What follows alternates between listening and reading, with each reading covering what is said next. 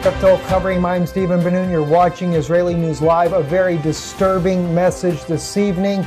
It crossed a lot of lines, according to President Donald Trump. The Syrian gas attack that has been blamed on the Assad government for this attack there is what President Trump is saying, crossing a lot of lines. But the question is, has President Trump been building up the front lines as he claims that Assad has been crossing his own lines?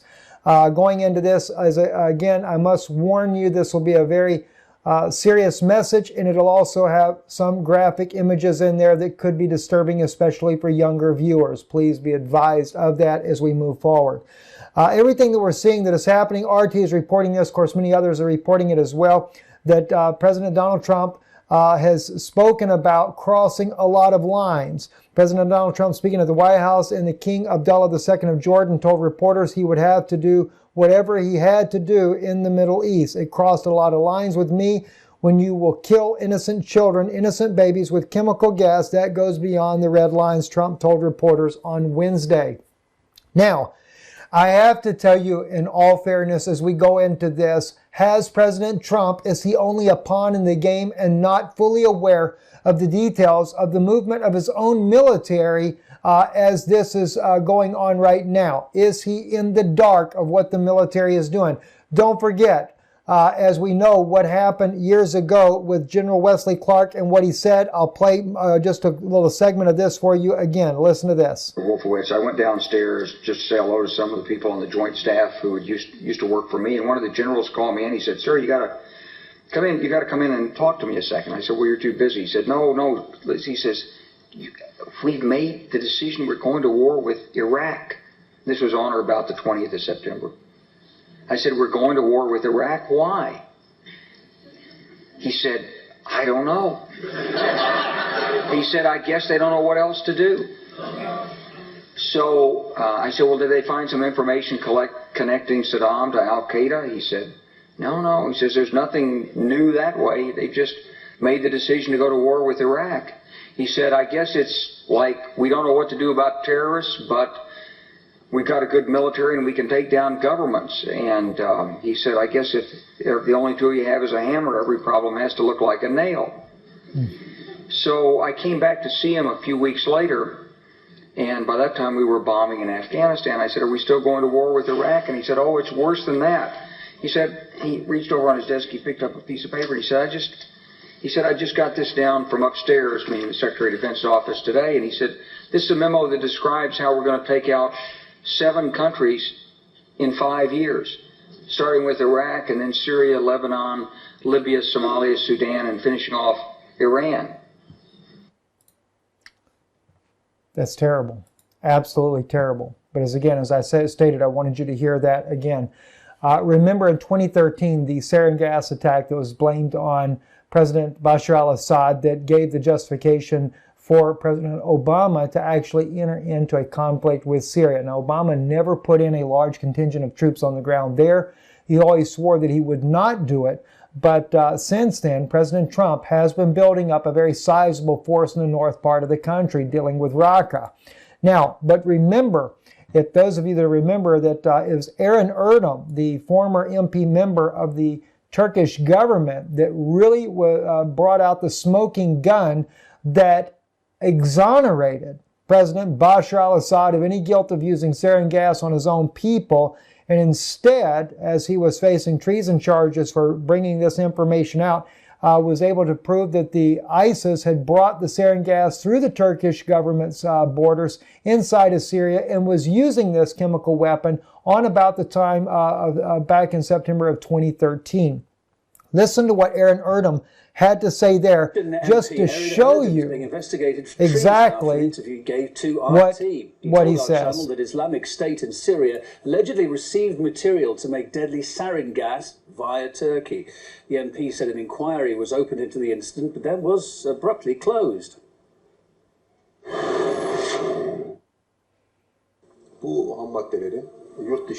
Chemical weapon materials were brought to Turkey and put together in ISIL camps in Syria, which was known as the Iraqi Al-Qaeda at the time. We have recordings to confirm this. A public prosecutor opened an investigation which led to those involved being detained. A week later, another public prosecutor was assigned, and all the detainees were released. They left Turkey, crossing the Syrian border. And he goes on into that, and I'll place the link on here for you just to be able to see this information.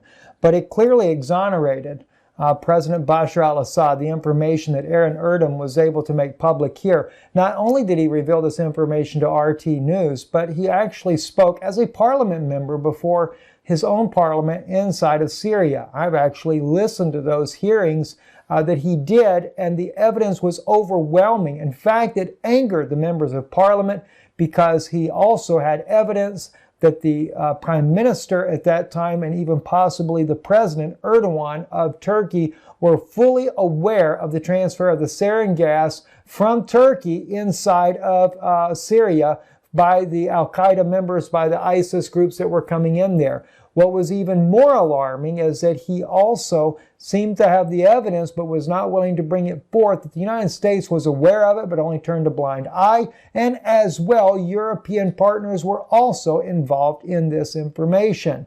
Of course, even more troubling is we have the British journalist Seymour Hersh, who also had the evidence that showed that under Hillary Clinton, when she was Secretary of State, that she had authorized the movement of sarin gas from Libya into Syria.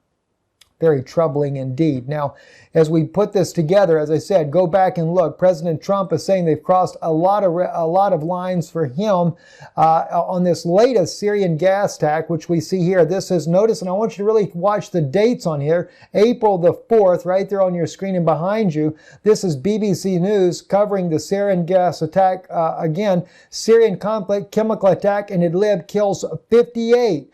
And of course, the videos and things that are brought forth are horrendous, and it's focused mainly upon children. At least 58 people have been killed and dozens wounded in a suspected chemical attack on the rebel-held town in northwestern Syria, a monitoring group says. The Syrian Observatory for Human Rights reported that strikes in Khan Sheikhan by Syrian government or Russian jets has caused many people to choke.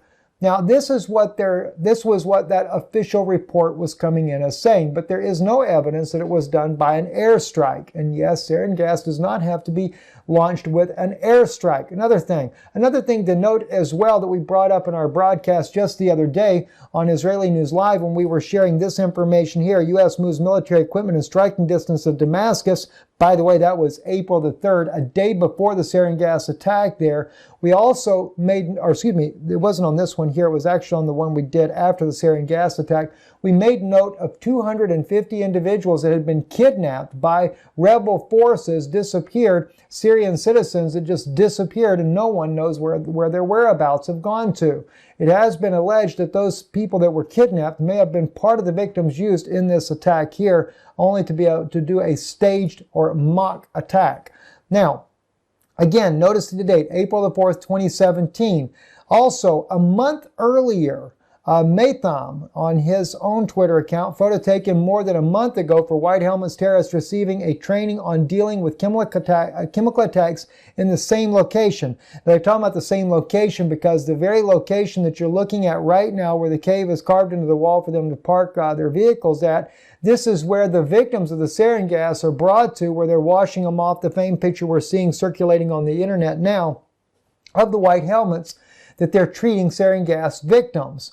All right. Also, this was one that was probably the most damaging one of all, and this was tweeted out a day before on the 3rd of April. Partisan Girl shared this on her own Twitter page, and she's quoting it from right here. I can see the small print, but if you can see the big print, in fact, I'll try to make it a little bit bigger just to make sure you guys can see this as the best you can. Tomorrow, we're going to create a media story about chlorine gas attack. Now, if I'm not mistaken, the media actually covered it first as chlorine and then changed their story to sarin gas. Later changed to sarin, even though Syrian government no longer has it. Now, that's what the Partisan Girl actually states there. By the way, she does live in Syria. She's always covering these things that are against the Syrian government, but it is plainly written in Arabic on his own page there. She speaks the Arabic language, so she knows that the translation is accurate. Tomorrow, starting a media campaign to cover the density of air raids on rural Hama and use chlorine poison against civilians. You know that, right? All right, so the very next day it comes out. Very disturbing to know that. Right? All right, so the very next day it comes out. Another very coincidental thing that she brings out is that a British doctor taking interview requests on chemical weapons attacks receives a gas mask from Britain a day prior. Well, is that a coincidence or not? Well, maybe it is. Who knows? This is what the doctor actually tweets out. This is the latest from the Syrian attacks. Patients are still flooding in. This child's been rushed in without any family. They're probably dead. Our hospital's getting full from the Syrian attack today. Anyone that wants evidence, I will video call you. Well, as they bring out there, he's so excited and happy to be able to do video calls while he's treating all of his patients. That is a bit odd, don't you think, for a doctor just to start doing video calls? I would want to treat the patients first and then deal with the video calls. That would only seem to make a little bit more sense, right? Now, again, it's very important that we look at the time frame of all this. Going back to President Trump, they've crossed a lot of red lines for him, correct? Now, that's interesting that President Trump is actually saying that, right? And I've got to share with you why. Because he said that, and of course on, let's see, where is it at here?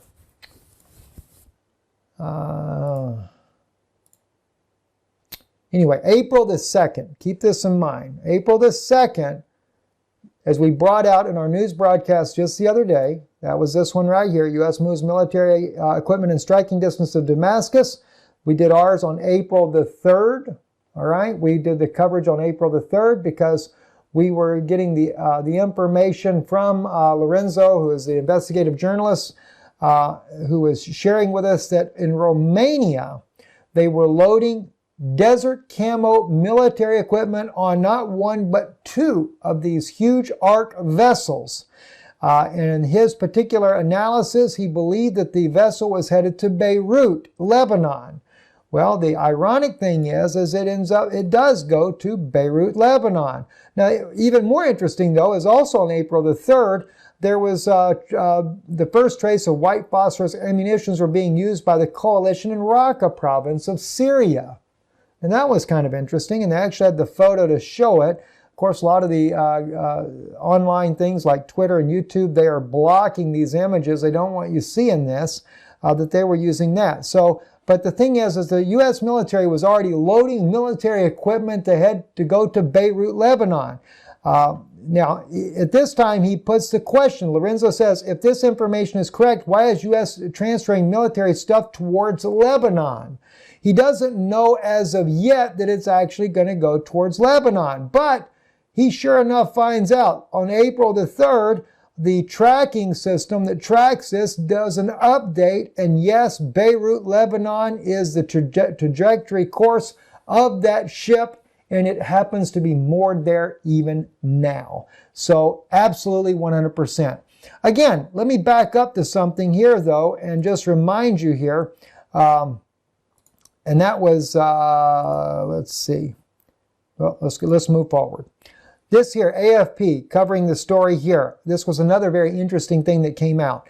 Their article here, this is some journalists on the ground there where the sarin gas attack happened, says the first thing that hits you is the smell. That's a major quotation that they bring out. They're here, these are supposed to be sarin gas victims, and they're talking about the smell, from this chemical attack. That's the first thing that hits you. Well, anybody that knows anything about sarin gas happens to know that sarin gas is odorless and colorless and tasteless. So everything that they say in that particular article there is completely false to that of sarin gas. All right, so dropping down to the sarin gas, most recently used sarin in September of 2013, the UN confirmed that a chemical weapons attack involving specially designed rockets to spread sarin over rebel-held suburbs of the Syrian capital took place a month before, right? Now, sarin, just to give you an idea, also known as GB, is a volatile but toxic nerve agent. A single drop of the size of the head of a pin is enough to kill an adult human rapidly. Okay? A single drop of it. It is colorless and odorless liquid at room temperature, but evaporates rapidly when heated. After release, sarin will spread into the environment rapidly and will present an immediate but short-lived threat. Okay? A drop of it, one single drop, can kill a human being. Well, what do you think this is here then? All these young men affected by sarin gas, and I guess the guys forgot to suit up with their sarin gas suits that were sent to them a month earlier. That was supposed to be part of the staged photo of the white helmets, but they forgot all about it. And instead of getting a drop with no gloves, nothing on, at least this guy here in the foreground doesn't, and the ones in the back don't. One guy has some gloves on, but you know, all this sarin gas, one little drop would kill a human, and they're just washing people off like no big deal. Is it really sarin gas they're dealing with or not? All right, let's move forward. Again, very troubling. Israel their Air Force holds joint exercise with the United Arab Emirates and the U.S. and Italy over in Greece. The whole purpose for the exercise is how to evade detection of the S-300 air defense systems of Syria and Iran. Interesting, isn't it? Not to mention, Israel also has major exercises going on right now, huge military call-up in the Golan after tensions between Syria and Israel, and allegedly, according to the Syrian government, a shooting down of one of Israel's jets while it was bombing inside of Syria. That might be enough for Israel to want to invade Syria to begin with. All right, so this is the disturbing part. Again, some of the children in the chemical weapons attack appear to have been bludgeoned to death, according to the photos that they show here. These are all allegedly children that were killed with the sarin gas, but it doesn't look like they died from sarin gas. And the question remains as well, could these be part of the 250 people that were kidnapped recently by rebel forces and have gone missing? But all these children here, every single one in the picture, all 5 of the children have blunt force trauma to the head, every one of them. Interesting, isn't it? So, what do we have? What is going on here? What is really going on? This is another one that was very disturbing to me. Partisan Girl again, she quotes here President Trump showing the different changes, and this is what I wanted to share with you. I thought is very important. On the 2nd of April, Trump says he won't pursue a regime change in Syria. All right? Now, while he says this, while he is saying that, don't forget, let me jump back over here real quick, sorry. While he is saying this, at the same time, the very day that he says it, military equipment is being loaded that is headed directly to Beirut, Lebanon, for a possible invasion of Damascus. Now, either President Trump has no idea what the elite and military planners are doing, or he is aware of it and just not telling the truth. I don't know the answer to that, so I'm not going to accuse him outright. But then on April the 4th, Syrian chemical attack, victims gassed as they slept. And then the 5th of April, Trump is swayed into a war trajectory. All right? 2nd of April, but again, as I stated though, on the 2nd of April, they're loading up military equipment to take to Beirut, Lebanon. And believe me, they didn't just up and decide to load it up on the 2nd. That equipment was slipped into Germany, from Germany to Poland, Poland to Romania, Romania onto the ships, 2 ships, and those ships were sent to Beirut, Lebanon. That was a well-calculated, well-laid-out strategy of what they were planning on doing. Now, what's even more important to note, that began under the Obama administration. The Obama administration authorized all this military equipment back in December to be shipped to Germany. It was all sent in as camo. Everybody was wondering why camo was going. Later, the U.S. military answers, we're going to paint it after it's there. We're just sending it the way it is, but that equipment goes from Germany to Poland, Poland to Romania, loaded on the ships, and is now sitting in Beirut, Lebanon, in the ships waiting to be offloaded. Why has it not been offloaded yet? Well, because President Trump has got to give that go-ahead. We're going to have to do something because the UN won't do anything about the Assad regime. That's the way they're looking at it. Forget President Assad being the president. And of course, as I stated, we have to remember what General Wesley Clark had to say. Well, as it says right here, let's hear that again. This is a memo that describes how we're going to take out 7 countries in 5 years, starting with Iraq. My fellow citizens, at this hour, American and coalition forces are in the early stages of military operations to disarm Iraq, to free its people, and to defend the world from grave danger. And then Syria. We had a chance to talk about a wide range of international issues, including the situation in Syria. And I have to say that all of us who've been seeing the terrible pictures coming out of Syria and Homs recently recognize it is absolutely imperative for the international community to rally and send a clear message to President Assad that it is time for a transition. It is time for that regime to move on, and it is time to stop the killing of Syrian citizens by their own government. Lebanon. They both had different reasons, the State Department and the White House, for wanting Israel to do it, encouraging them to do it, supporting them. Our Air Force worked very closely with the Israeli Air Force for months before this, not necessarily with a deadline, knowing when it would happen. It was always going to be whenever there was an incident, they would take advantage of an incident. The word I used was fortunate timing. When Hezbollah grabbed some of the Israeli soldiers in early July, that was then a pretext, I think that's the only word, for a major offensive that had been in the works a long time. Libya. Today we can definitively say that the Gaddafi regime has come to an end. The last major regime strongholds have fallen. The new government is consolidating the control. Somalia. Well, violence isn't only on the rise in Afghanistan. In fact, it looks like America's shadow war. Somalia. Well, violence isn't only on the rise in Afghanistan. In fact, it looks like America's shadow wars have now increased by 1. Drone strikes have long been reported in Pakistan and Yemen, but now there's news that a week ago, a U.S. drone aircraft fired on 2 leaders of the Somalian organization Al-Shabaab. Sudan. President Obama is sending 100 combat-equipped troops to Central Africa to advise local forces on getting... I guess you get the picture. Don't have to go any further than that. And of course, the troops are sitting off the coast of Lebanon. I guess while they're there, they'll go ahead and take out Hezbollah.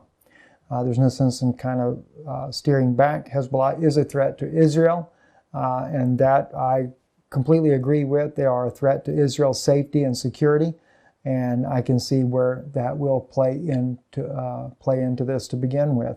I cannot see any other way, though, unless Russia is privy to what is going on, that the conflict will involve Russia.